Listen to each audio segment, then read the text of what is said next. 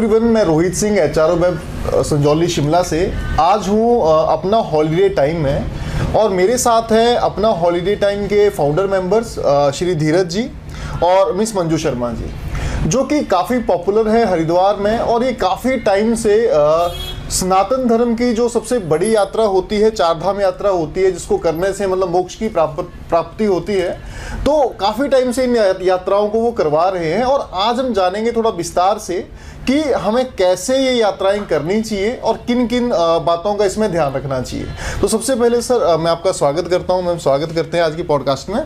थोड़ा सा सर अपनी कंपनी के बारे में बताएंगे आप? नमस्कार रोहित जी, मैं धीरज शर्मा, फाउंडर अपना हॉलीडे से।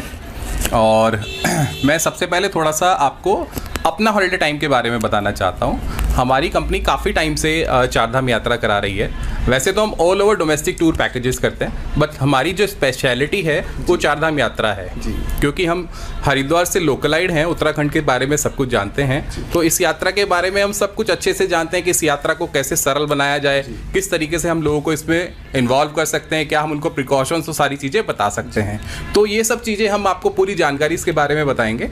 तो सबसे पहले हम बताते हैं चारधाम यात्रा के बारे में, जिसके लिए मैं मंजू जी से रिक्वेस्ट करूँगा कि मंजू जी इसके बारे में बताएं। गंगा मैया की जय। तो चारधाम यात्रा हमारे सनातन धर्म में बहुत ही एक इम्पॉर्टेंट प्लेस है उसका। मुख्यतः दो तरह की चारधाम यात्राएं हैं। एक जो मुख्य चारधाम है, जिनमें सबसे पहला धाम है श्री बद्रीनाथ धाम, दूसरा है द्वारिका धाम, तीसरा है श्री जगन्नाथपुरी और चौथा है रामेश्वरम। ये मुख्य चारधाम है। और इसके साथ दूसरी चारधाम यात्रा भी होती है जो हमारी देवभूमि उत्तराखंड में है। इनको छोटा चारधाम और हिमालय चारधाम भी बोला जाता है। इसमें सबसे पहली यात्रा होती है यमुनोत्री धाम की, जो यमुना जी का उद्गम स्थल है।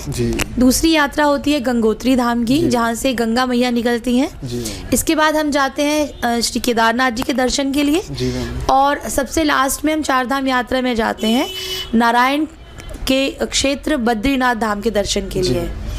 तो चारधाम यात्रा के लिए जो प्रवेश द्वार है वो हरिद्वार है। जैसे नाम से पता चलता है, हरिद्वार मतलब हरि का द्वार। क्योंकि बद्रीनाथ दर्शन के जाने के लिए आपको हरिद्वार से होकर जाना पड़ता है, इसीलिए उसको हरि का द्वार भी कहा गया है। और इसके पीछे एक पुराणों में एक कथा भी आती है, कहानी आती है कि जब समुद्र मंथन जब हुआ था, उस समय पर अमृत की कुछ बूंदें हरिद्वार में जो ब्रह्मकुंड नामक जो जगह है वहाँ पर गिरी थी। और ब्रह्मकुंड में गंगा जी में स्नान करने का पुण्य जो है वो अक्षय पुण्य मिलता है उससे। तो ऐसा कहा जाता है कि यात्रा आरंभ करने से पहले एक बार आदमी हरिद्वार में आके डुबकी लगाता है, गंगा मैया से प्रार्थना करता है कि उसकी यात्रा मंगलमय हो, और फिर वो आगे के लिए जाता है। Definitely ma'am. तो इन दोनों में से हम कौन सी वाली चारधाम करवा रहे हैं मैम? हम लोग अभी करवा रहे हैं जो उत्तराखंड के चारधाम है, और ये यात्रा शुरू होती है मई से लेकर और नवंबर तक चलती है। ओके, एक्चुअली मैम जैसे काफ़ी लोग ऑलरेडी चारधाम यात्रा करते हैं जी, और काफ़ी टाइम पहले से ये चली हुई है, तो किस एज ग्रुप के पर्सन के लिए यात्रा रहती है मैम? पुराने समय में क्या होता था सर कि जो लोग मतलब 50 साल के हैं या जो अपने सारे दैनिक जो उनकी रिस्पॉन्सिबिलिटीज़ है वो कर लेते थे, उसके बाद वो यात्रा पे जाते थे और पैदल ही यात्रा करते थे और घर वालों को बोलकर आते थे कि अब हमें 2 महीने 6 महीने साल जितना समय लगेगा हम यात्रा करेंगे, हम वापस आ गए तो ठीक है, नहीं तो सबसे अच्छे से विदा करके आते थे। लेकिन अब क्योंकि ट्रांसपोर्ट फैसिलिटीज़ है, आपको रहने की अच्छी फैसिलिटीज़ है, हेलीकॉप्टर सर्विसेज हैं, तो इसकी वजह से कोई भी किसी भी एज ग्रुप का जो व्यक्ति है, बच्चे हैं, टीनेजर है, मिडिल एज्ड है, ओल्ड एज के पीपल है, सभी लोग यात्रा कर सकते हैं। और सभी की सुविधा का ध्यान रखा है हमारी गवर्नमेंट ने, जो टूरिज्म डिपार्टमेंट है। तो पहले तो चलो महीनों लग जाते थे, लेकिन अभी क्या पैकेज है मैम, कितने दिनों का रहता है? तो जो पैकेज है वो आपको सर बताएंगे। देखिए रोहित जी, ऐसा है कि चारधाम यात्रा के जो पैकेजेस हैं वो हरिद्वार से हरिद्वार 10 दिन की यात्रा रहती है। ओके।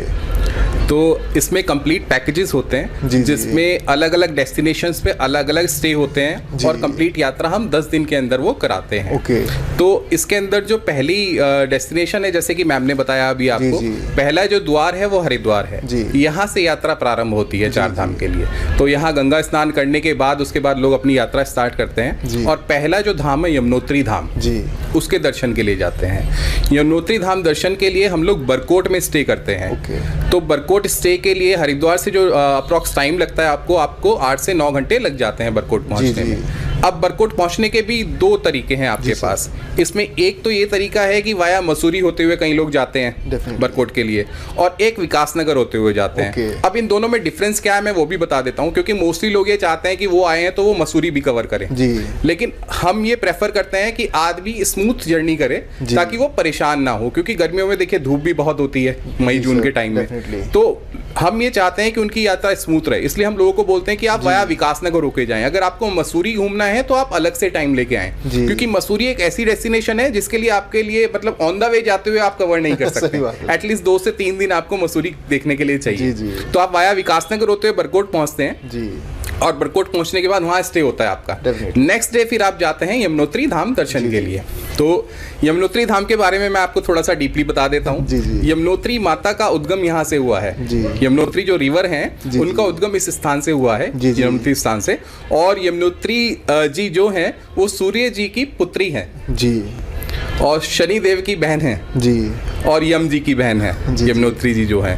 तो इसलिए इस स्थान का महत्व अपने आप में बहुत बढ़ जाता है। आपने यमुना जी के बारे में सुना भी होगा कि मथुरा के अंदर ये प्रचलित है, जो मथुरा में लोग रहते हैं या जो लोग जाते हैं, ऐसी मान्यता है कि भाई और बहन अगर मथुरा जी में जाके यमुना जी के तट पर भाई दूज के दिन टीका कराते हैं तो उनको यम की पीड़ा जो है वो हट जाती है, उनको यम का कष्ट नहीं होता है। तो इसी तरीके से यमुनोत्री धाम में भी जो शिला के रूप में जो मूर्ति है वो माता यमुनोत्री की और यम जी की मूर्ति है। तो उसके दर्शन करने से भी सारे कष्ट मिट जाते हैं। तो ये वहाँ की मान्यता है यमुनोत्री धाम की। तो ये काफी पौराणिक और पुराने मंदिर हैं, सारे ही जितने पौराणिक हमारे जितने भी स्कंद पुराण हैं, जितने भी पुराण हैं, सभी में इनका उल्लेख किया गया है। तो सॉरी सर मैं बीच में थोड़ा रोक रहा हूँ जी। तो आपने यहाँ पे बताया कि जो भैया दूज के दिन मतलब करते हैं तो उनको काफी फल इसका मिलता है जी। तो भैया दूज पे कोई है पैकेज? मैं अपनी बहन को रोहित जी देखिए, भैया दूज के दिन तो यमुनोत्री जी का पैकेज नहीं दे पाएंगे, उसके लिए तो फिर आपको अपनी सिस्टर को लेकर मथुरा जी जाना पड़ेगा जी। तो बट ये है कि आप कभी भी मई से लेके नवंबर के बीच में यहाँ का प्लान कर सकते हैं आप। और ऐसा भी नहीं है कि आपको चारों धाम एक साथ ही करने हैं। आप जैसे अगर किसी के पास कम समय है, जॉब वाले लोग हैं, तो वो एक एक धाम करके भी चारों धाम कर सकते हैं। तो हम यमुनोत्री जी पे थे, तो जैसे हम यमुनोत्री जी के दर्शन के लिए जाते हैं तो वहाँ पे हम यम जी के और यमुनोत्री जी के दर्शन करते हैं और मैंने बताया कि सारे पाप हमारे मिट जाते हैं वहाँ दर्शन करके। और जैसे कि सूर्य जी की पुत्री है यमुना मैया, है ना, तो वहाँ पे एक तप्त कुंड भी है सूर्य कुंड के नाम से, जो कि बहुत पुराना और प्रचलित कुंड है। और ऐसा माना जाता है कि सूर्य देव यहाँ पर अपनी पुत्री को देखने के लिए आए थे। Definitely sir. तो वो सूर्य कुंड इसलिए उसी के नाम से जाना जाता है, सूर्य कुंड। तो और ये भी है वहाँ की कुछ मतलब पुरानी धारणाएं हैं। और ऐसा है भी कि लोग जब दर्शन करने जाते हैं तो कुछ चावल या आलू वगैरह वो उस कुंड में रख देते हैं, तो फिर वो पक जाते हैं और उसको प्रसाद के रूप में ग्रहण किया जाता है उन चीजों को। तो इस तरीके से हम अपना यमुनोत्री धाम सेकंड डे में कवर कर लेते हैं। तो ये हमारा यहाँ से डे 2 कंप्लीट हो जाता है। डे 2 में हम यमुनोत्री जी के दर्शन करके वापस बरकोट आ जाते हैं स्टे करने के लिए। तो हमारा सेकंड डे भी जो स्टे रहेगा वो बरकोट के अंदर ही रहेगा। थर्ड डे हमारी जो यात्रा होती है वो बरकोट से उत्तरकाशी के लिए होती है, गंगोत्री दर्शन के लिए। ये जो यात्रा है ये अप्रोक्स 90 किलोमीटर की है। अब इसमें कई लोग कहते हैं कि हमारी यात्रा बहुत शॉर्ट टाइम की है, तो आप इसमें हमें दूसरे दिन ही दर्शन करा दीजिए। लेकिन मैं बताना चाहूंगा आपको कि सीजन टाइम में रश बहुत होता है रोड के ऊपर, जाम बहुत लगते हैं। तो सपोज सुबह आप निकलते हैं 8 बजे 7 बजे भी निकलते हैं, तब भी आपको ये 90 किलोमीटर कवर करने में 7 से 8 घंटे आराम से लग जाते हैं। सही बात है। तो इसलिए आप डे 3 में आप दर्शन नहीं कर सकते गंगोत्री जी के। तो आपको आराम से हम कंफर्टेबल जर्नी करने के लिए यही सजेस्ट करते हैं कि आप आराम से उत्तरकाशी जाइए, अपने पहले 2 दिन की थकान उतारिए, क्योंकि देखिए आप यात्रा कर रहे हैं तो यात्रा में आपको सुबह अर्ली मॉर्निंग उठ के ही जाना पड़ता है। सही बात है सर, है ना। तो आपको 4 से 5 बजे सुबह उठना पड़ेगा, तब आप दर्शन के लिए जाएंगे। तो ये आपको एक दिन ऐसा मिलता है जिसमें आप जल्दी पहुंचकर रेस्ट कर सकते हैं, अपनी बॉडी को रिलैक्स कर सकते हैं, जी, क्योंकि जी। आगे की जो यात्रा है वो आपको अच्छा खासा कष्ट तो नहीं कहूंगा, क्योंकि देखिए अब तो काफी स्मूथ हो चुकी हैं चीजें, जी, जी। लेकिन ये है कि आपकी स्मूथ हो जाएगी आगे की जी, जर्नी। जी। तो गंगोत्री धाम के बारे में मंजू जी आपको डिटेल में बताएंगी। जी जी तो जैसे कि सब लोग जानते हैं कि जो गंगा जी हैं वो जी, जी। हमारे भारतवर्ष की सबसे पुरातन, पवित्र और लंबी नदी है वो। सही बात। और इसको नदी भी नहीं कह सकते हम, तो गंगा मैया कहते जी हैं। जी जी जी तो गंगा मैया को जो उद्गम हुआ है वो जी। गंगोत्री जो धाम जहाँ पर बना है, जी। वहाँ से 18 किलोमीटर आगे एक गंगोत्री जो ग्लेशियर है, उसमें गौमुख नाम की एक जगह है, जी मैम। जहाँ पे एक गुफा है और उसी में से जो नदी है भागीरथी नदी वो निकलती जी है। मैम। लेकिन क्योंकि वो स्थान इतना दुर्गम है और वहाँ पर हर आदमी नहीं जा सकता है, तो वो ट्रैक करके जाना पड़ता है। बट कुछ लोग जाते हैं वहाँ पर, कुछ जी। पैदल जाते हैं, कुछ घोड़ा वोड़ा करके भी जाते हैं। ओके। बट मेन जो गंगा जी की मूर्ति है और जो पूजन होता है वो गंगोत्री में होता है। ओके। और जहाँ पे मंदिर बनाया गया है, जी। और मंदिर बनाया था ये एक गोरखा कमांडर थे, जी। अमर सिंह थापा, उन्होंने 18th सेंचुरी में ये मंदिर बनाया था। जी मैम। राजा भगीरथ ने एक पैर के अंगूठे के ऊपर खड़े होकर शंकर जी की तपस्या की, भगवान शंकर प्रसन्न हुए जी। और फिर भगवान शंकर ने गंगा जी को अपनी जटाओं में लिया जी। और धीरे धीरे उसकी धार को धरती पर छोड़ा। जी तो गंगा मैया का ये महत्व तो है कि वो स्वर्ग की नदी है। जी जी दूसरा ये भी है कि वो भगवान शंकर की जटाओं से होकर निकली जी हैं। वो धरती पर आई, राजा जो सगर के पुत्र थे, भगीरथ के जो वंशज थे, वो उन्होंने उनकी मुक्ति हुई और राजा भगीरथ के नाम पर ही नदी का नाम भागीरथी पड़ा। जी मैम। तो वहाँ पर लोग जाते हैं अपनी यात्रा करने के लिए, जी, वहाँ जी। से जल लेकर जाते हैं जी। और गंगा जी का जल वो चढ़ाते हैं केदारनाथ जी में ओके। आगे जाकर। जी जी जी, ये गंगा जी की हिस्ट्री है। जी मैम। और तो यहाँ पे हमारा डे 3 कंप्लीट होता है मैम। डे 3 कंप्लीट है। जी। अब डे 4 में हमारा क्या रहता है मैम? देखिए, जैसे इन्होंने बताया हिस्ट्री के बारे में आपको जी। कि गंगा जी कैसे आई थी, जी। है ना, कौन इसको लेके आया यहाँ पर, गंगोत्री जी के बारे में सारी डिटेल बताई। जी मैम। तो अब हमारा डे 3 होता है कि हम उत्तरकाशी आते हैं, स्टे करते हैं। नेक्स्ट डे फिर हम अर्ली मॉर्निंग उठकर जी। गंगोत्री जी दर्शन के लिए जाते हैं। जी गंगोत्री जी दर्शन के लिए जाते जब हम ऑन द वे हैं तो हर्षिल वैली आपने सुना होगा, जी। काफी फेमस जगह है। जी, जी। एक पुरानी मूवी भी है, उस मूवी का नाम है मंदाकिनी की मूवी है, उस मूवी की शूटिंग भी वहीं पर हुई है। जी। तो वो हर्षिल वैली बहुत ब्यूटीफुल है। तो मतलब वो नहीं, वैली ऑफ फ्लावर्स नहीं, हर्षिल वैली। हर्षिल वैली बहुत ब्यूटीफुल है। तो मतलब ऐसा है कि उत्तरकाशी से और हर्षिल जाते हुए गंगोत्री की जो जर्नी है, जी, जी। उसमें आदमी को सोना नहीं चाहिए। जी, जी। वो नज़ारे ऐसे हैं कि वो देखने लायक हैं। उनको आप जितना अपनी आंखों में भरकर रखेंगे उतना सुकून मिलेगा आपको। सही बात है। तो वहां से जाते हुए फिर आप चौथे दिन गंगोत्री पहुंचते हैं, दर्शन करते हैं और वापस उत्तरकाशी आ जाते हैं। तो Definitely. इस तरीके से हमारा डे 4 कंप्लीट हो जाता है यात्रा का। एक्चुअली मैम ने पिछले पॉइंट में एक बात भी की थी कि जैसे गौमुख की आपने बात करी थी, ट्रैक भी करते, तो क्या हमारी कंपनी वो ट्रैक्स भी प्रोवाइड करती जी, हम लोग वो ट्रैक भी प्रोवाइड करते जी। हैं। गंगोत्री से गोमुख का जो ट्रैक है वो लगभग 18 किलोमीटर का है। जी। और इसके लिए ऑनलाइन रजिस्ट्रेशन होता है और जिसके लिए आपको परमिशन लेनी पड़ती है गवर्नमेंट से ट्रैक करने के लिए। ओके। तो अप्रॉक्स 150 लोगों की परमिशन एवरीडे मिलती है ओके। ट्रैक की। जी। तो वो आपको ऑनलाइन अप्लाई करना पड़ेगा। जी, जी। जब आपको परमिशन मिल जाएगी तभी आप उसके लिए आगे अपना पैकेज या जो भी आपकी डेट्स हैं उसके अकॉर्डिंगली आप बुक कर सकते हैं। ओके। इन केस किसी ने वो ट्रैक बुक करना है आपके थ्रू, तो वो भी पॉसिबिलिटी रहती है? बिल्कुल कर सकते हैं रोहित जी, उसमें हम सारी सुविधाएं देते हैं। जी, हम जी। गाइड भी देते हैं साथ में जी, और जी। ट्रैकिंग्स की सारी चीजें प्रोवाइड कराते हैं उसके अंदर। जी जी। वो तो ग्रुप ही होगा मे बी? हाँ, ग्रुप टूर में भी जा सकते हैं। जी, जी। देखिए, अगर जैसे आप इसमें क्या है कि 150 लोगों की परमिशन एवरीडे निकलती है, तो उसमें ग्रुप टूर तो बहुत रेयर होते हैं। आप अपना इंडिविजुअल कोई कस्टमाइज ग्रुप बना सकते हैं। जैसे 10 लोगों ने अप्लाई किया और उन सबको परमिशन मिल गई, तो हम उस ग्रुप को गाइड के साथ और सारी चीजों के साथ हम ट्रैक करा सकते डेफिनेटली सर। चलो सर, आगे हम डे 5 पे आते हैं। हैं। जी बिल्कुल। अब हम रोहित जी यहाँ से थोड़ा सा टफ हो जाता है क्योंकि जी, जी। अगला जो डेस्टिनेशन है वो है केदारनाथ जी का। जी, जी। और इन चारों धाम में मतलब सबसे जो टफेस्ट मैं कहूंगा वो केदारनाथ धाम है। और जो सबसे ज्यादा करना चाहते हैं वो भी केदारनाथ ही होगा। बिल्कुल, आज की डेट में जी, सबसे जी, ज्यादा जी। प्रचलन में है वो केदारनाथ जी है। जी, जी। आपको तीनों धाम में शायद उतनी भीड़ नहीं मिलेगी जितनी जी। अकेले केदारनाथ जी में आपको जी, मिल जी। जाएगी। हालांकि अब बहुत सारी चीजें डेवलप हो चुकी हैं, सुविधाएं बहुत सारी हैं केदारनाथ जी में। तो ऐसा नहीं है कि भीड़ ज्यादा होने की वजह से दर्शन में कुछ प्रॉब्लम है या किसी चीज में प्रॉब्लम है। गवर्नमेंट ने बहुत सारी सुविधाएं वहां पे प्रोवाइड कर दी हैं जी और इसलिए जो है वो यात्रा पर आराम से हो जाती है। जी, जी। तो डे 4 के बाद डे 5 में हम निकलते हैं रोहित जी केदारनाथ जी के लिए। जी।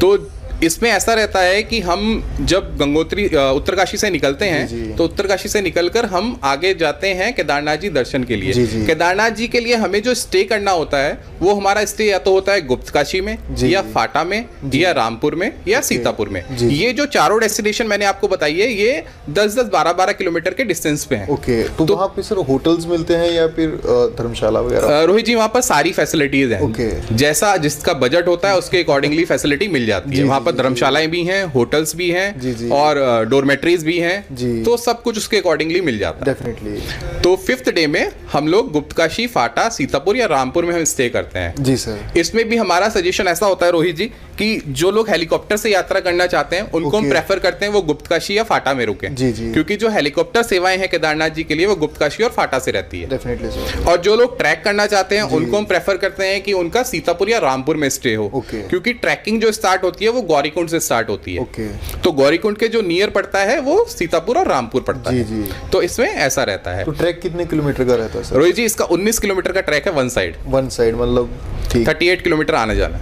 तो मतलब एक दिन में कंप्लीट हो जाता है सर? नहीं, एक दिन जाने में लगता है। जी, सेम जी, डे जी। तो आना जाना पॉसिबल नहीं है। कर सकते हैं अगर घोड़े या पालकी वगैरह से जाना चाहें। ओके। घोड़ा पालकी वगैरह की सुविधा भी है वहाँ पे। जी, तो तो उससे हम कर सकते हैं। जैसे कोई ट्रैक करता है तो उसको उनको फिर मतलब रहने की व्यवस्था?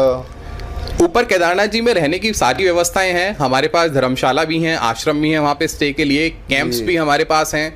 बाकी गढ़वाल मंडल की साइड है GMVN की, उसके जी, थ्रू जी। भी आप अपना कैंप्स वगैरह बुक कर सकते हैं। जी, जी। अगर आप खुद करना चाहें। हमारे थ्रू आते हैं तो हम आपको आश्रम और जो जी, जी। होटल्स तो वहाँ नहीं होते हैं, वहाँ मोस्टली जी। आश्रम और धर्मशालाएं होते हैं। तो Definitely। उनके थ्रू आप हमारे थ्रू बुकिंग कर सकते हैं ओके, केदारनाथ तो जी मतलब की। केदारनाथ जब हम ट्रैक करेंगे या कोई भी ट्रैक कंसीडर करता है तो ऐसा नहीं सोचना है मन में कि हमें लग्जरी मिलेगी ऊपर ज्यादा, मतलब वो जो फैसिलिटी है उन्हीं में गुजारा करना है। जी जी जी रोहित जी बिल्कुल। जी, जी। देखिए ऐसा है कि अब आप मैं एक छोटी सी बात इसमें बीच में जो स्किप हो गई वो मैं आपको बताना चाहूंगा।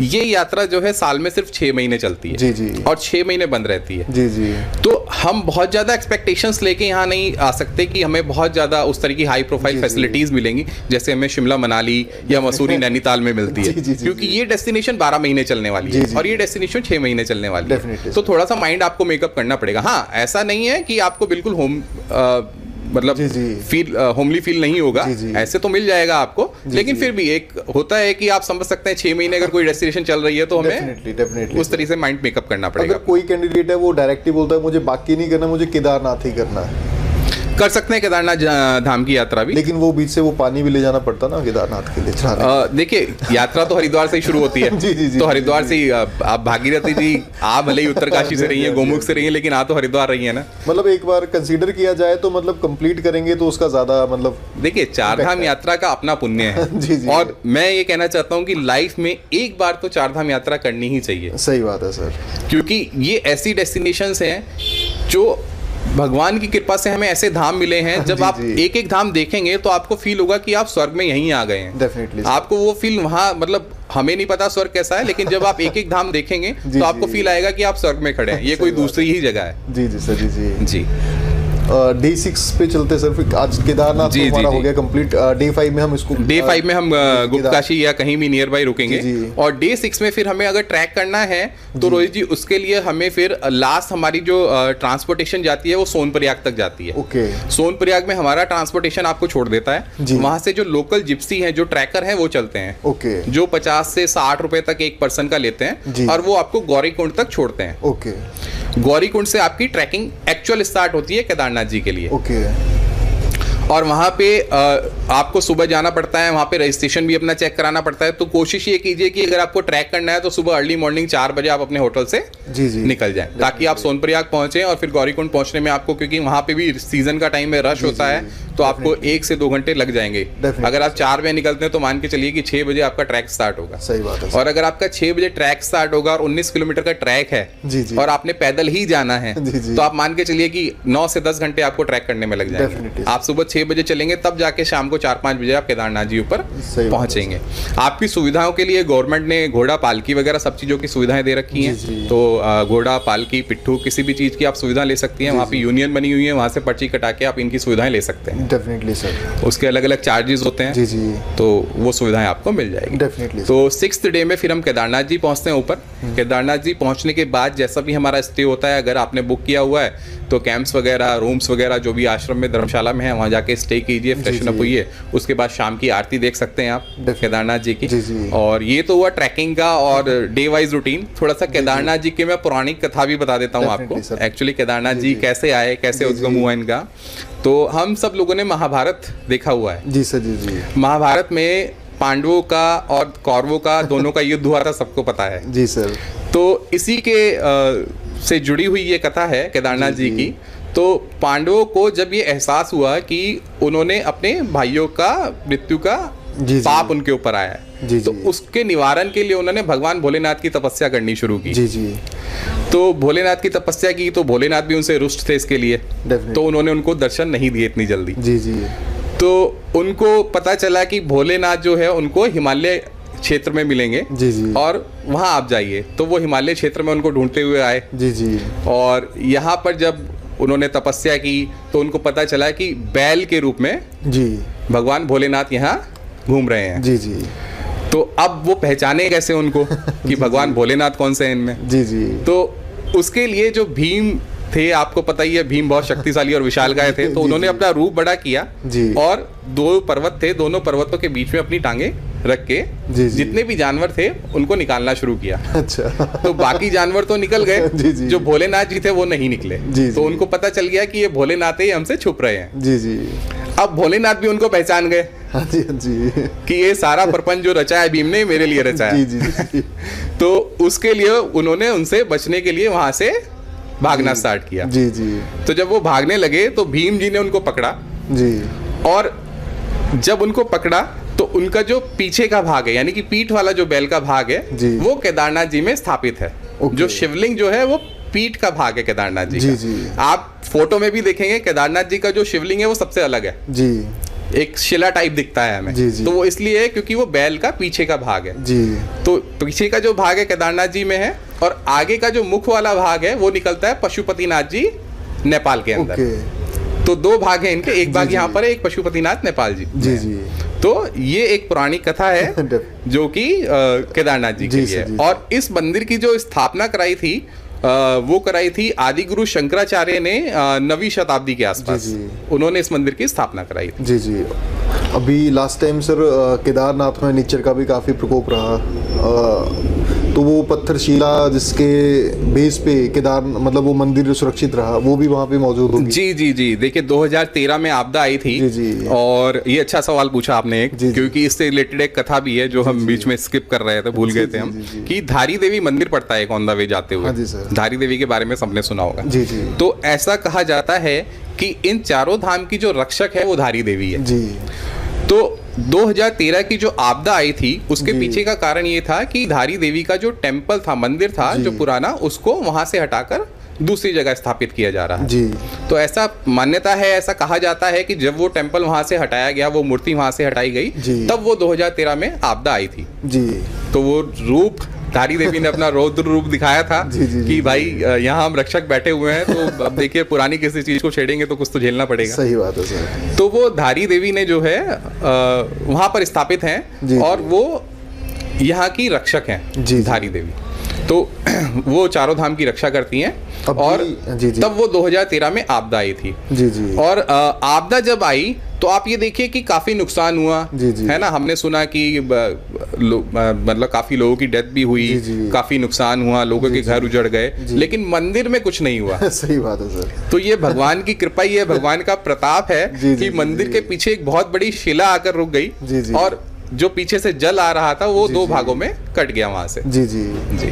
और अभी धारी देवी जी का मंदिर जो है वो प्रेजेंट लोकेशन पे है कि वो शिफ्ट? लोकेशन वही है, बस वहां से ऊपर उठा दिया गया है। क्योंकि नीचे डैम बनाना था, तो डैम का पानी नीचे आना था। तो उस वजह से क्या किया उन्होंने कि वहां से शिफ्ट करके ऊपर। मतलब लोकेशन वही है, बस थोड़ा सा ऊपर शिफ्ट कर दिया गया। लेकिन पहले उन्होंने लोकेशन बदल दी थी। पहले लोकेशन बदलना चाह रहे थे, लेकिन बाद में फिर वो उसी स्थान को ऊपर उठा के बस वहीं शिफ्ट कर दिया गया धारी देवी का मंदिर। नहीं, बहुत अच्छी स्टोरी है और ये तो काफी बड़ी ट्रेजेडी हुई थी उस टाइम पे।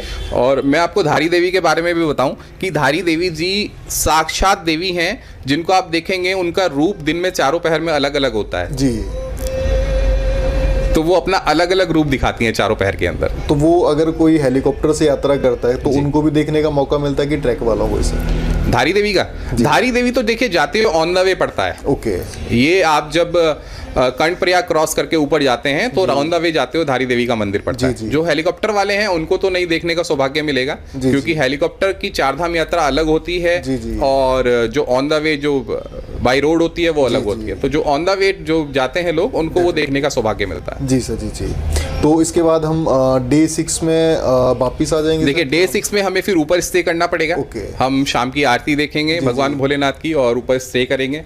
और आप चाहें तो भजन कीर्तन भी कर सकते हैं, धाम में बैठे हुए हैं। ऐसी मान्यता है कि केदारनाथ जी की जो चारों कॉर्नर्स हैं उनकी वाइब्रेशन ही अलग है। जी।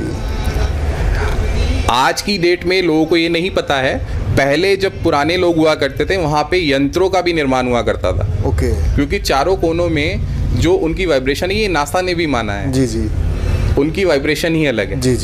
तो आप वहां जाएं, उस टाइम को यूटिलाइज करें, भगवान का नाम जप करें, रात में रुकें, छठा दिन आपका वहीं स्टे रहेगा। फिर 7th डे आप मॉर्निंग में स्नान ध्यान करके वापस जाएंगे, आरती देखेंगे, दर्शन करेंगे और 7th डे ट्रैक डाउन करके आप नीचे आ जाएंगे गौरीकुंड। फिर गौरीकुंड से सेम प्रोसेस रहेगा, आप अपना वहाँ से ट्रैकर या जिप्सी जो भी है वो सोनप्रयाग तक लेकर आएंगे। सोनप्रयाग में आपका ट्रांसपोर्टेशन वहाँ पे खड़ा रहता है, वो आपको लेके आपके होटल तक लाएगा। ओके जी। तो हमारे जो गाइड होते हैं वो केदारनाथ तक जाते हैं कि वो हमको बस वहीं पे देखिए इसमें दो चीज़ें हैं। हमारे वैसे जो गाइड्स होते हैं वो हमारे ड्राइवर्स ही होते हैं, क्योंकि हमारे जितने भी ड्राइवर्स हैं वो सारे लोकलाइड हैं। उनको सारा डिटेलिंग पता होता है। ओके। तो वो आपको सिर्फ सोनप्रयाग तक का गाइड करते हैं, आगे का वो बता देते हैं आपको। अगर किसी को गाइड अलग से चाहिए कि जो उनको पूरी यात्रा कराए, उनके साथ ट्रैक भी करे, तो वो अलग मिल जाता है, उसके चार्जेस और सारी चीजें अलग होती हैं। और ऊपर जो केदारनाथ में स्टे होता है वो ऑलरेडी हम ही बुक करवा के देते हैं। बिल्कुल रोहित जी, वो हम ही बुक करा कर जाके ही। जी। हम आपको स्लिप देते हैं बनाकर, वहाँ जो उनके ऑनर होते हैं, जो पंडित होते हैं, हम उनका नाम और नंबर आपको देते हैं, स्लिप देते हैं। वो नंबर और नाम आप स्लिप दिखाएंगे तो आपकी बुकिंग्स वहाँ ऑलरेडी होती है, तो आपको अपना रूम मिल जाएगा। ओके। तो मतलब हमें किसी चीज को लेकर परेशान होने की जरूरत नहीं, बिल्कुल नहीं। अब तो हमारे गाइड पीछे छूट गया, हम अकेले पड़ गए। नहीं, ऐसा तो आप आराम से यात्रा कर सकते हैं, बहुत सुगम यात्रा। ओके। तो सर नेक्स्ट डे का क्या प्लान रहता है? देखिए 7th डे में फिर हम नीचे आ जाते हैं जी, और स्टे करते हैं और अपना फ्रेशन अप होके डिनर विनर करके रेस्ट करते हैं। फिर 8th डे मॉर्निंग हम निकलते हैं बद्रीनाथ जी दर्शन के लिए। अब बद्रीनाथ जी दर्शन में भी काफ़ी सारे स्टेप्स हैं जी। उसमें हम 3 जगह स्टे देते हैं, जिसमें पीपलकोटी भी स्टे रहता है, जोशीमठ भी स्टे रहता है, और कई लोग कहते हैं कि बद्रीनाथ में स्टे चाहिए तो हम बद्रीनाथ भी स्टे देते हैं जी। तो हम तीनों ही जगह पर स्टे करा सकते हैं, पीपलकोटी, जोशीमठ या बद्रीनाथ, जैसे जिसकी प्रेफरेंस होगी जो जहाँ। क्योंकि देखिए क्या है कि बद्रीनाथ में ठंडा बहुत है जी, तो कई लोगों को होता है कि ऑक्सीजन की प्रॉब्लम है या ठंड से प्रॉब्लम है, तो वो लोग पीपलकोटी या जोशीमठ में स्टे कर लेते हैं। वो बद्रीनाथ सिर्फ दर्शन करके वापस नीचे आ जाते हैं। तो 8th डे में हम जोशीमठ या पीपलकोटी तक जाकर स्टे कर लेते हैं जी। और बद्रीनाथ की जो पौराणिक कथाएं हैं, जो सारी चीजें हैं, उसके बारे में मंजू जी आपको डिटेल में बताएंगी क्योंकि हर साल ये जाती हैं बद्रीनाथ दर्शन करने। जी। तो जो बद्रीनाथ जो धाम है वो एक्चुअली सबसे पहले वो भगवान शंकर की स्थली थी। भगवान शंकर और पार्वती माता वहाँ रहते थे जी। लेकिन एक बार क्या हुआ कि भगवान जो विष्णु हैं वो अपने क्षीर सागर में लेटे हुए थे, ध्यान मग्न थे, और माता जो लक्ष्मी है वो उनके चरण दबा रही थी। और उसी समय नारद मुनि वहाँ आ जाते हैं। तो नारद मुनि देखते हैं कि भगवान योग निद्रा में है और माता उनके चरण दबा रही हैं। तो वो कहते हैं प्रभु ये क्या द्वेष धर रखा है आपने। अब उनकी इस बात से जो विष्णु जी हैं वो थोड़ा उनको समझ नहीं आता है, वो आहत हो जाते हैं और वो वहाँ से अंतर ध्यान हो जाते हैं और अपना ध्यान लगाने के लिए धरती में कोई स्थान ढूंढने लगते हैं। तो वो जो एरिया है बद्रीनाथ जी का, वो वहाँ पर आते हैं और उनको वो जगह बहुत अच्छी लगती है, क्योंकि भगवान शंकर और माता पार्वती रह रहे थे। तो वो क्या करते हैं कि भगवान विष्णु तो रूप बदलने में माहिर है, तो वो बाल रूप ले लेते हैं, एक बच्चे का रूप ले लेते हैं और बहुत जोर जोर से रोने लगते हैं। अब माता पार्वती है, माता का हृदय है, कोमल हृदय होता है, वो देखती है कि इतना प्यारा सा बच्चा है और रो रहा है यहाँ पर। तो भगवान शंकर से कहती हैं कि कोई बच्चा रो रहा है, बट भोलेनाथ को पता होता है कि ये तो नारायण है वो मुस्कुराते हैं, कहते हैं देवी आप ही जाइए। माता पार्वती जाती हैं, उन्हें चुप कराने की कोशिश करती हैं, पुचकारती हैं और उनको अपने भवन के अंदर ले जाती हैं। वो अंदर भवन के अंदर बैठते हैं और जैसे ही माता बाहर आती है वो अंदर से द्वार बंद कर देते हैं भवन का। माता कहती हैं कि ये द्वार कैसे बंद हो गया, तो भोलेनाथ कहते हैं कि ये नारायण है और तुम धोखा खा गई इनसे, इनकी लीला में आ गई तुम। फिर भगवान विष्णु कहते हैं महादेव से कि मुझे ये स्थान चाहिए अपनी ध्यान तपस्या के लिए। तो उसके बाद माता पार्वती और भोलेनाथ जो है वो केदारनाथ जी की ओर प्रस्थान करते हैं। तो भगवान वहां पर जो है खुले में बैठकर ध्यान करने लगते हैं। अब उन्हें ध्यान करते हुए बहुत समय बीत जाता है, बर्फ पड़ती है उनके ऊपर, शरीर जमने लगता है उनका। तो लक्ष्मी माता उन्हें ढूंढती हुई आती हैं यहाँ पर, तो देखती हैं कि भगवान जी ध्यान में मग्न हैं। तो भगवान की बारिश से और मौसम से रक्षा करने के लिए, क्योंकि वो उनकी पत्नी है, अपने पति को तकलीफ में नहीं देख सकती हैं, चाहे वो जगत नारायण ही है। तो वो आती हैं और उनके पीछे बद्री कहते हैं बेर को, तो बेर के पेड़ के रूप में उनके पीछे वो खड़ी हो जाती हैं। भगवान विष्णु की तपस्या बहुत समय तक चलती रहती है। वो सारा धूप, बारिश, बर्फ सब अपने ऊपर लेती हैं। जब भगवान विष्णु की तपस्या पूरी होती है, वो आंखें खोलते हैं तो देखते हैं माता लक्ष्मी उनके साथ खड़ी हैं, तो बहुत प्रसन्न हो जाते हैं।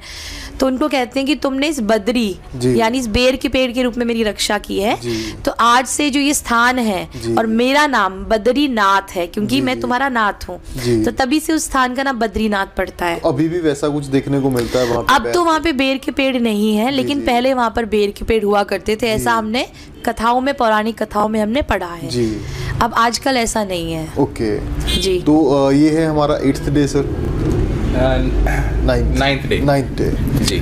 उसके बाद अच्छा बद्रीनाथ जाने के लिए ट्रैक करना पड़ेगा कि वहाँ तक गाड़ी? नहीं, बद्रीनाथ के लिए आप ऐसा मानिए कि पार्किंग में जहाँ गाड़ी लगती है वहाँ से अप्रॉक्स 500 या 600 मीटर पैदल चल के जाना पड़ेगा मंदिर के लिए जी। तो वहाँ पे कोई ट्रैकिंग नहीं है जी सर। तो नहीं 500 मेरे को लगता है महाराष्ट्र के कैंडिडेट के लिए या फिर जो सिटी से आ रहा है उसके लिए तो 500 मीटर भी बहुत है मेरे को लगता है। वहाँ पे ही पिट्ठू वगैरह मिल जाते हैं। अगर 400-500 मीटर भी किसी को जाने में दिक्कत है या कोई सीनियर सिटीजन है तो वहाँ पे पिट्ठू वगैरह होते हैं हेल्प के लिए। जो केदारनाथ जाके आया तो उसके लिए भी थोड़ा हो सकता है कि जी।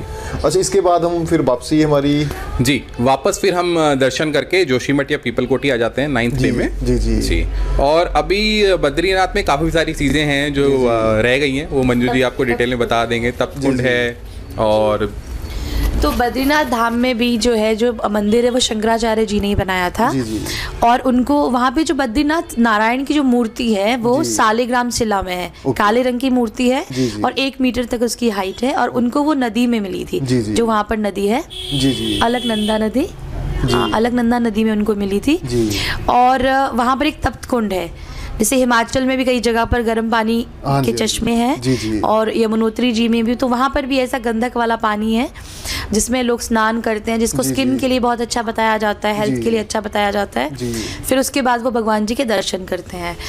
इसके साथ ही बद्रीनाथ जी से 4 या 5 किलोमीटर आगे माणा गाँव है, जो हमारा बॉर्डर का विलेज है, जिसको पहले हिंदुस्तान का आखिरी विलेज बोला जाता था, लेकिन अभी लास्ट ईयर ही हमारे प्राइम मिनिस्टर मोदी ने उसको पहला गांव बोला है कि ये हमारे भारत का प्रथम गांव है। और वहाँ पर व्यास गुफा है जहाँ पर महर्षि वेदव्यास जी ने महाभारत की रचना की थी। वहाँ पे व्यास गुफा है और एक बड़ा सा पत्थर है, और उसके जो गुफा के ऊपर के पत्थर है वो आप उनको क्लोजली देखोगे तो आपको ऐसे लगेगा किसी बुक के पेजेस हैं, पन्नों की तरह वो दिखते हैं ऐसे कट कट लग के जी। तो महर्षि वेदव्यास जी थे, उन्होंने महाभारत बोला ओरली और गणेश जी ने उसको लिखा जी। इसके साथ ही वहाँ पर सरस्वती नदी भी आती है, जो वैसे तो अब लुप्त हो चुकी हैं, और जो संगम है प्रयागराज में वहीं पे वो मिलती हैं, देखने को मिलती हैं। तो सरस्वती नदी भी वहीं आती है और बहुत ज़ोर शोर से उनका वहाँ से निकलती थी वो, लेकिन क्योंकि गणेश जी डिस्टर्ब हो रहे थे लिखते हुए, तो वहीं पे उनको उन्होंने शांत कर दिया। तो वहाँ पर ये भी एक देखने वाली जगह है। और वहीं से आगे रास्ता जाता है सतोपंथ के लिए, और स्वर्ग की सीढ़ी भी बोला जाता है, जहाँ से कहा जाता है कि पांडव स्वर्ग गए थे। और व्यास नदी के ऊपर वहाँ पे एक भीम पुल आता है।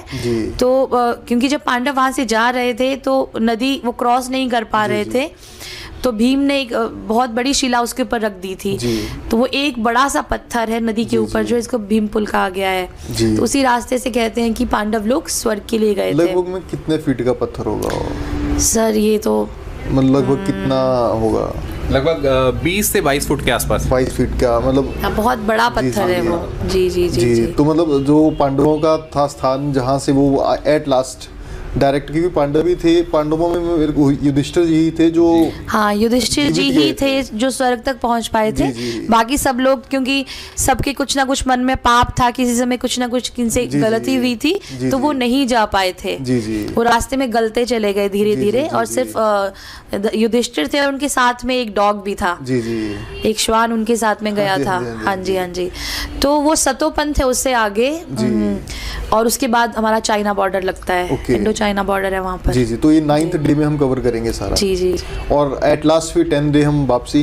जी रोहित जी, इसके बाद फिर 10th डे हम वापस आ जाते हैं। जी सब कवर करके अपना चारों धाम हरिद्वार के लिए। जी। और इसी बीच चार धाम के बीच में हमें पंच प्रयाग भी देखने को मिलते हैं। जी। जैसे आपका देव प्रयाग, रुद्र प्रयाग, कर्ण प्रयाग, नंद प्रयाग, विष्णु प्रयाग। ये प्रयाग क्या है? ये जितनी भी नदियां आ रही हैं हिमालय से निकल के, उनका संगम है। जैसे देव प्रयाग में बहुत सुंदर संगम देखने को मिलता है, जो प्रचलित भी है। आपने फेसबुक पे, इंस्टाग्राम पे रील्स देखा होगा, 2 अलग अलग नदियां आ रही हैं अलग अलग कलर की, तो वो देव प्रयाग में है, जो कि भागीरथी और अलकनंदा का संगम है, जिनको मिलकर गंगा बनी है, जो हरिद्वार में आ रही है। तो ऐसी अलग अलग प्रयाग में हम अलग अलग नदियों का संगम देखने के लिए मिलता है। Definitely sir.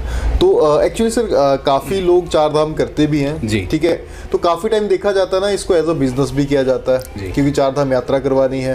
तो वो कौन सी चीजें हैं जो हमें यहाँ के करनी चाहिए? अगर वो हमारे से टूर बुक करते हैं, किसी से भी टूर बुक करते हैं, तो कई बार ऐसा होता है ट्रैवल एजेंट उनको यहाँ घुमाएगा, फिर आगे लेके जाता है, तो मतलब वो कल्चरल स्पिरिचुअली वो चीज़ें नहीं कर पाते, मेरे को लगता है। देखिए रोहित जी, जितना डिटेल में मैंने आपको भी बताया है, है ना, सारी कथाएं और सारी चीज़ों के बारे में, मैं अपने कस्टमर, अपने क्लाइंट्स को भी वही डिटेल्स बताता हूँ, क्योंकि एक्चुअली जाने वाले को ये पता होना चाहिए वो किस जगह जा रहा है। डेफिनेटली। जब तक उसको पता नहीं होगा तब तक वो उस चीज़ को फील नहीं कर पाएगा। क्योंकि आज के मॉडर्नाइज टाइम में कई लोग छुट्टियां मनाने भी आते हैं। तो मैं उनको यही बताता हूँ कि आप छुट्टियां भी मनाएं, लेकिन साथ में चार धाम यात्रा जो हमारी पौराणिक जगह है, जो आज से नहीं कई कालों से चली हुई आ रही है, तो उनकी मान्यताएं आपको पता होनी चाहिए, है ना। हमारी संस्कृति, हमारे धर्म का पता होना चाहिए, ताकि हम उसको फॉलो कर सकें, ताकि हम उसकी मर्यादा रख सकें। तो वो सब चीजें हमें पता होनी चाहिए। तो इसलिए चार धाम यात्रा जो है, कराते तो सभी लोग हैं, लेकिन हमारे साथ आप आएंगे तो हमारे साथ आपको डिटेलिंग मिलेंगी, सारी चीजें हम बताएंगे, क्या करना चाहिए क्या नहीं करना चाहिए, वो सारी। क्योंकि अगर हम शिमला मनाली देखें, कश्मीर देखें, अदर डेस्टिनेशंस देखें, तो वहाँ पे क्या होता है ना कि हमें एक ही चीज़ फॉलो करनी है, लग्जरी। जी। अब यहाँ हमें लग्जरी भी करना है, और हमें स्पिरिचुअली उन चीज़ों की मर्यादा भी रखनी है जो हमारे हिंदू रिलीजन से जुड़े हुए हैं। और साथ में वो चीज़ें भी फॉलो करनी है जिसका पुण्य भी हमें मिल पाए। तो यहाँ पे मकसद है कि ये नहीं होता कि आना, रहना, खाना और घूमना है, लेकिन इसके अलावा भी काफ़ी डिटेलिंग है। मतलब मुझे लगता है वीडियो में तो ऑलमोस्ट कवर हो गई है। जी, काफ़ी सारी चीज़ें कवर हो चुकी हैं। जैसे मैं भी आपको एक पॉइंट और बताता हूँ, याद आ गया, जितना आप पूछते रहेंगे उतना याद आता रहेगा रोहित जी। इसमें एक पॉइंट और याद आ गया कि बद्रीनाथ जी में ब्रह्म कपाल है, ब्रह्म कपाली जिसको बोलते हैं, तो वहाँ पे पितरों के मोक्ष के लिए तर्पण किया जाता है और पिंडदान किया जाता है। तो कई लोग ऐसे हैं जिनके पितृ तृप्त नहीं होते हैं, तो उनके वो तृप्ति के लिए वहाँ पे पिंडदान और तर्पण के लिए बद्रीनाथ जी जाते हैं। जी। तो मैं ये बताता भी हूँ कस्टमर्स को कि अगर आप ज़्यादा भी नहीं तो तर्पण तो कर ही सकते हैं अपने पितरों के लिए। Definitely sir. नहीं तो वो काफ़ी सारी चीज़ें मतलब हरिद्वार से शुरू करना है और यहीं पे आके खत्म होगा सब कुछ। जी। ठीक है। और मतलब केदारनाथ भी जाना है तो यहाँ से भी मतलब केदारनाथ पहुँचना है तो तैयारी तो हरिद्वार से शुरू होती है। बिल्कुल रोहित जी। अगर आप डायरेक्ट ही केदारनाथ चलेंगे तो मतलब उसका फल भी शायद उतना ना मिल पाए। देखिए ऐसा है कि किसी चीज की पौराणिक कथाएं बनी हुई है तो कोई कारण ही होगा। हरिद्वार अगर नाम है तो कोई कारण ही होगा। ब्रह्मकुंड अगर वो स्थान है तो कोई कारण ही होगा। तो आप उन चीजों को फॉलो करके जाएंगे, आप चाहे हमसे जाएं चाहे कहीं से भी जाएं, तो वो यात्रा फिर आपकी सरल रहेगी और अच्छे से मैनेज होगी। तो हमारा जो टूर पैकेज बता रहे हैं हम 9 नाइट 10 डेज में कवर कर रहे हैं कंप्लीट।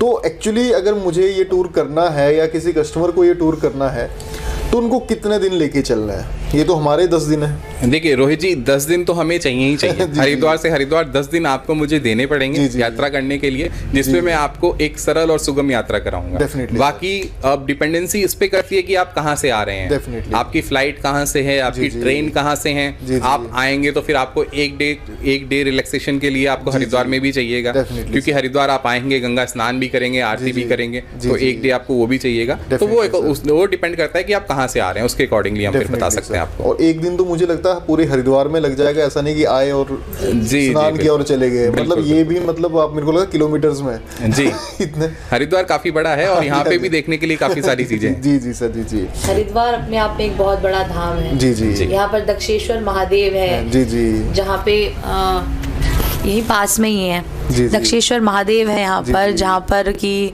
जो दक्ष की पुत्री सती थी वो हवन कुंड में समा गई थी। शिव जी का विवाह यहाँ हुआ था। यहाँ पर मनसा देवी मंदिर है, चंडी देवी मंदिर है, दक्षिणेश्वरी काली मंदिर है। एक्चुअली हमें मंदिर बहुत सारे हैं। और आप गंगा आरती देख सकते हैं सुबह शाम। उसका एक जो अलौकिक, जो डिवाइन जो आप फील करेंगे, वो एक मतलब वो कहते हैं ना, one of its kind life time experience वो है कि आप गंगा आरती आप बुक भी करवा सकते हो गंगा सभा से, जिसमें आप खुद आरती कर सकते हो या फिर आप वैसे शामिल हो सकते हो। और आप ऋषिकेश जा सकते हो, राम झूला, लक्ष्मण झूला, बहुत सारी सुंदर जगह है ऋषिकेश में भी देखने के लिए। पर वो सब आपकी यात्रा का पार्ट नहीं होगा, उसके लिए आपको एक्स्ट्रा टाइम निकालना पड़ेगा। जिस तरीके से आप बता रहे हो ना, मुझे लग रहा है कि अभी तो बहुत देखिए मतलब ये मैंने जो बताया आपको चारधाम यात्रा, एक्चुअली उत्तराखंड का एक पार्ट है ये गढ़वाल, जिसके अंदर चारधाम है। उत्तराखंड के 2 डिवीजन है, 2 पार्ट हैं, गढ़वाल और कुमाऊं। तो कुमाऊं जो पार्ट आता है, इसमें ये भी अच्छा पॉइंट एक याद आ गया कि कई लोग कहते हैं कि जी हमें चारधाम यात्रा नैनीताल के साथ करा दीजिए, जी हमें कौसानी रानीखेत के साथ करा दीजिए। तो इसमें मैं बताना चाहूंगा आपको रोहित जी कि आप ऐसा समझिए कि एक बॉडी के 2 पार्ट है, राइट हैंड और लेफ्ट हैंड। लेफ्ट हैंड आपका गढ़वाल है और राइट हैंड आपका कुमाऊं है। तो दोनों ही पार्ट एक साथ कवर करना पॉसिबल नहीं है। Definitely sir. तो इसलिए आपको अगर यात्रा करनी है तो यात्रा के मन से ही आए आप, ताकि आप उसको अच्छे से कर सकें। एक तो आप चारधाम यात्रा के लिए आ सकते हैं, और जिस तरीके से आपने लोकेशंस इतनी ज़्यादा बताई जी, तो अगर 1 महीने का टाइम आपके पास है तो उसके लिए भी, उनके लिए भी टूर पैकेज आप प्लान कर सकते हैं। बिल्कुल रोहित जी यार, मतलब उत्तराखंड इतना ज़्यादा ब्यूटीफुल है हमारा कि उसको घूमने के लिए आप 1 महीना आराम से लगा सकते हैं। सर पैकेज स्टार्ट कहाँ से होता है हमारा पैकेज स्टार्ट कैसा, कॉस्ट वाइज पूछ रहे हैं या? अच्छा कॉस्ट वाइज। जी। देखिए रोहित जी, ग्रुप टूर तो हमारे जो स्टार्ट होते हैं वो 18,500 रुपए से स्टार्ट हो जाता है। ओके। जिसमें एक आदमी का 18,500 रुपए होता है। 9 रात 10 दिन का ट्रांसपोर्टेशन भी रहेगा इसके अंदर, रहना खाना 2 टाइम का, ब्रेकफास्ट और डिनर इंक्लूड होता है, और रूम होता है। और किसी ने इंडिविजुअली आना है? देखिए इंडिविजुअली कस्टमाइज पैकेज जो है वो अलग अलग होते हैं रोहित जी। वो डिपेंड करता है कि आपका ग्रुप साइज क्या है। 4 लोगों का अलग ग्रुप होता है, 6 लोगों का अलग होता है, 12 लोगों की अलग कॉस्टिंग होती है, 27 लोगों की अलग होती है, तो वो उस पर डिपेंड करता है। और सर आपकी एडवांस बुकिंग कब से शुरू है? रोहित जी हमारी तो जनवरी से बुकिंग चल रही है। ओके, थोड़ा मैं लेट हो गया। चारधाम यात्रा की बुकिंग जनवरी से स्टार्ट हो चुकी है। और आप बिलीव नहीं करेंगे, अभी भी अगर आप बात करेंगे किसी को केदारनाथ जी में रूम चाहिए होगा तो अभी आपको पता चलेगा कि क्योंकि यात्रा इस बार लेट शुरू हो रही है। इस बार अक्षय तृतीया पे कपाट खुलते हैं गंगोत्री यमुनोत्री जी के, और वो 8 मई की है। तो 8 या 9 मई से यात्रा प्रारंभ होगी अब की बार। और अगर आप अभी भी केदारनाथ जी में मई में रूम के लिए पूछेंगे तो मोस्टली लोग यही कहेंगे आपको कि सोल्ड आउट है जी। तो बेटर यही है कि आप जितना अर्ली अपना पैकेज बुक कर लें, डेफिनेटली उतना अच्छा रहेगा आपके लिए। मतलब बाकी अगर टूर पैकेजेस की तरह इसमें सोच रहे हैं ना, तो वो पॉसिबल नहीं, वो पॉसिबल नहीं। जी, क्योंकि इसमें अगर केदारनाथ में रूम नहीं मिला तो बाहर भी जी। देखिए एक्चुअल में क्या है रोहित जी, एक तो यात्रा 6 महीने चलती है और हॉस्पिटैलिटी उतनी नहीं है अभी। जी। काफी सारी चीजें स्मूथ हो चुकी हैं, गवर्नमेंट बहुत अच्छा काम कर रही है इसके पीछे, लेकिन अभी भी काफी चीजें होनी बाकी हैं। समय लगेगा चीजों को और डेवलप होने में। क्राउड बहुत ज्यादा है। जी। जैसे अभी आपने बताया कि केदारनाथ का प्रचलन हो गया, तो सबको केदारनाथ जी जाना है, तो क्राउड बहुत आता है। तो अभी डेवलप हो रही है चीजें धीरे धीरे, तो उससे इसलिए बेटर ये है कि आप अपनी बुकिंग पहले ही कर लें। आप ये मत सोचे कि आपको मई में आना है तो आप अप्रैल में अपनी बुकिंग करेंगे। आज ही अपनी बुकिंग कीजिए और कंफर्म अपने बुकिंग्स के वाउचर लीजिए हमसे। तो डेफिनेटली अगर आप भी मतलब एक चारधाम यात्रा प्लान कर रहे हो अपनी फैमिली के साथ, अपने पेरेंट्स के लिए या अपने लिए, तो आप एडवांस बुकिंग में अपना हॉलीडे टाइम से ज्वाइन कर सकते हैं। बिल्कुल रोहित जी। और कॉस्टिंग भी बहुत ही नॉमिनल है और सर्विसेज भी आपको बहुत अच्छी मिलेंगी। ऐसा नहीं कि मतलब आपको सिर्फ घुमाना है, आपको प्रॉपरली मतलब उस अध्यात्म से कनेक्ट करने की कोशिश करेंगे जी। कि जो एक्चुअली है और जिसको आप कल को फील भी कर पाओ, और जब आप यहाँ से जाओ तो उस एक्सपीरियंस को अपने साथ भी ले जा पाओ जी। तो बहुत अच्छा लगा सर आपसे बात करके। और कुछ ऐसी बात जो रह गई हो? जी जी रोहित जी, मैं बताना चाहूंगा आपको। देखिए पहला तो मैं आपको हमारे बारे में बता देता हूँ। अपना हॉलीडे टाइम एक काफी ट्रस्टवर्दी ब्रांड है उत्तराखंड के अंदर। आप गूगल पे सर्च करेंगे हमारे बारे में तो आपको सारी डिटेल्स मिल जाएंगी, हमारे रिव्यूज एंड रेटिंग मिल जाएगी। हमारे रिव्यूज आप पढ़ सकते हैं चारधाम को लेकर भी और बाकी डेस्टिनेशंस को लेकर भी। तो हम हमेशा अपने कस्टमर को ईज और कंफर्टेबल रखते हैं ताकि उनकी जर्नी स्मूथ हो। जी सर। और हमेशा अवेलेबल रहते हैं अपने कस्टमर्स के लिए, ठीक है। तो वो सारी चीजें आप वहां से देख के सारी इन्फॉर्मेशन आप हमारे बारे में ले सकते हैं। देखिए मैं ये कहना चाहूंगा आप पहले देखें उसके बाद हम तक आए। डेफिनेटली। तो आप जब तक देखेंगे नहीं तब को आपको पता नहीं चलेगा कि हमारी कंपनी क्या करती है, क्या प्रोवाइड करती है। तो आप वो सब चीजें देखकर हमारे पास आ सकते हैं। जी जी।